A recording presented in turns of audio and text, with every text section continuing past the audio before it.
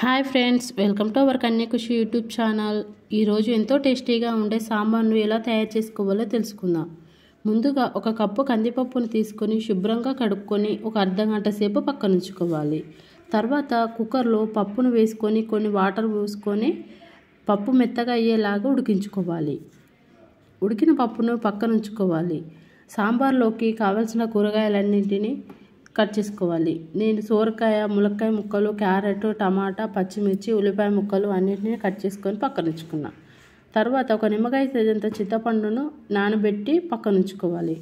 తర్వాత ఒక బౌల్ తీసుకొని అందులో కొన్ని వాటర్ పోసుకొని ఉడికించిన పప్పును కట్ చేసి పక్కన ఉంచుకున్న కూరగాయ ముక్కలు అన్నింటినీ వేసుకొని ఒకసారి కలుపుకోవాలి. తర్వాత అందులో కొంచెం పసుపు, రుచికి సరిపడినంత ఉప్పును వేసుకొని ఒకసారి కలుపుకోవాలి. కలుపుకొని మూత పెట్టుకోవాలి.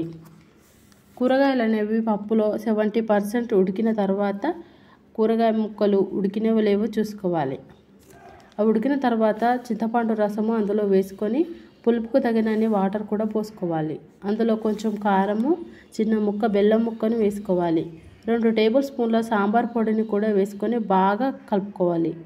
సాంబారు మసులుతున్న టైంలో కొంచెం కొత్తిమీరను కూడా వేసుకొని సాంబార్ను బాగా మసలించుకోవాలి.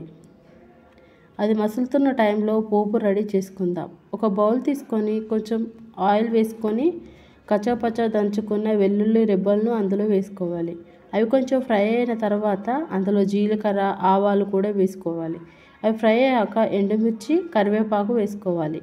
కరివేపాకు చిటపటలాడిన తర్వాత లాస్ట్లో కొంచెం ఇంగువను కూడా వేసుకొని అంతా ఒకసారి కలుపుకోవాలి.